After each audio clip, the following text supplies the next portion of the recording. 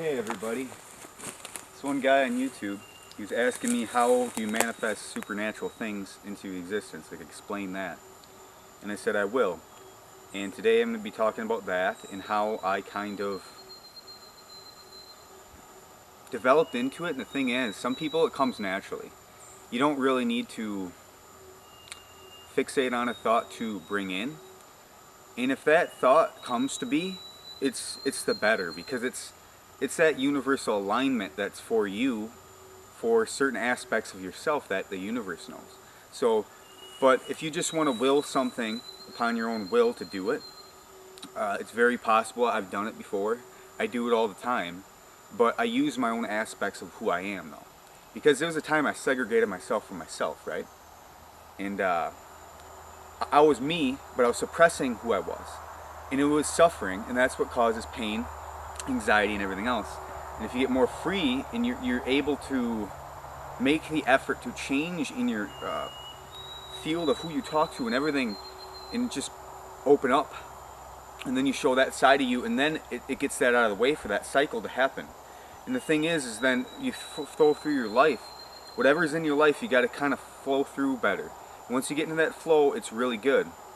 Now, okay, put that aspect aside for a second. I want to talk about something else. Okay, when you close your eyes and you go to meditation, you think about things. You think about, you're looking down at the earth, and you know, you're in a cross-legged meditation, or you're flying 100 miles an hour with blue and violet flames around you in your aura field, and your eyes were glowing. I get visuals of certain things that I have visuals of. Now, I'm just putting this for an example, because then this will get people on the degree of that. The scope of what's possible is your creativity of manifestation on the physical plane, because it was all a co-creative thing. And this one person on YouTube, I was just watching him, and it's Sam, and I just subscribed to his channel. I used to have it on my other YouTube channel. And he's talking about past lives, and how past lives, if it's just your imagination, or if it's, you know, the real thing. And the thing is that part of it is your imagination of what you're remembering from your past lives. We are a co-creative thinker of what we were then too. So we have the understanding of our own self-development, and then that's why we are the way we are in our life. That makes us different than everybody else, and that we know, and we can see that, and it's built in the obvious, and that's the truth of it. You know what I mean? And just like when certain things happen, like a pine cone falls from the tree. Now that's just something that happens, and you can accept that. So it's just like that, what I'm saying to you about this. But when you get into that degrees where you're meditating, right, and you're tapping into the field, you know, you're doing whatever in the meditation. Like, I imagine myself in the higher planes when I was doing this, going like really insane, and I imagine myself even with a half dragon body or something flying in the air before. I've imagined myself, and these visions sometimes, when they get clear, you know, when you have clear visions of this, it's not really your imagination, because sometimes it just appears, sometimes we don't know how, right? And but when we're tapping into that field, that's when we can tap into that, and then it is real of what we get out of it. But your own imagination of what we think of is your own stem to the creative source of what all the other energies are that co-create and manifest. So that all these living beings are that experience of their reality of what they do in it. And then as we see certain movies, well, that's really reality. We go buy a movie, but we know that movie's fake, but we still enjoy that, we feel that. See, now that's proving a fact of certain things and everything. You know, good thing you asked me this, because I've been, it triggerates me of like, yeah, I never really went into the depth upon certain things that I should have. You know what I mean? And should have been talking about, because this world was such an archaic type state. Oh my gosh, am I really like getting this advanced? Every day I notice there's certain cycles in the day, and if you're on this high vibration of a cycle in a day, then you do the meditation. Or if you don't really feel like doing it, or you're not in the flow, make sure you're in the flow, and then go, oh yeah, because guess what? The more and more you do certain things in your life that reflects that, you'll get reminded, you remind yourself to do them sort of things. And then when you're doing them sort of things more, it helps you manifest that.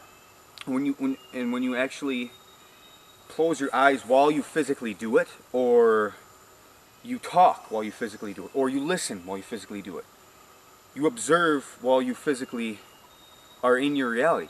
See, but the thing is, it takes the focus.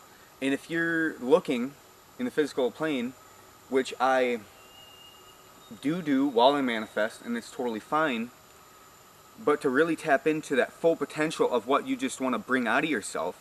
Say you're imagining yourself in school, you're talking to your friends, you're at your classroom table. Think about some of your past experiences. Get that in your visualization. Get something rolling, in the conscious field of that. And then after that, you dive into your own aspect.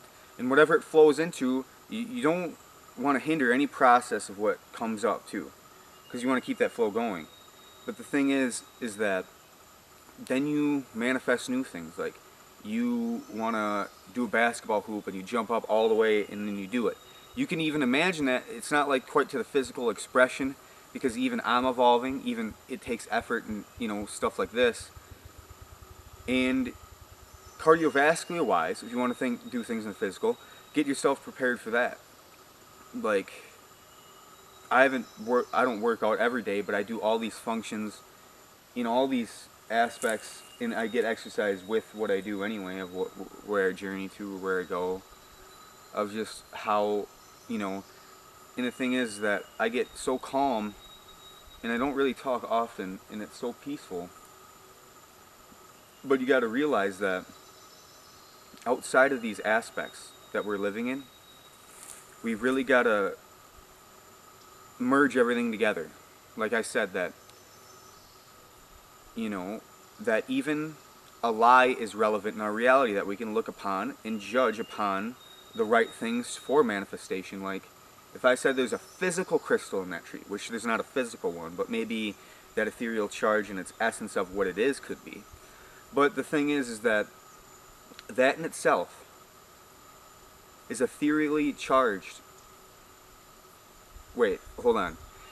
I just lost course of what I was saying, but now if there's a diamond that's physical in that tree, and I said there's a diamond physically in that tree, that's a lie, because there's not a physical crystal like this, say, in that tree, but crystals still exist.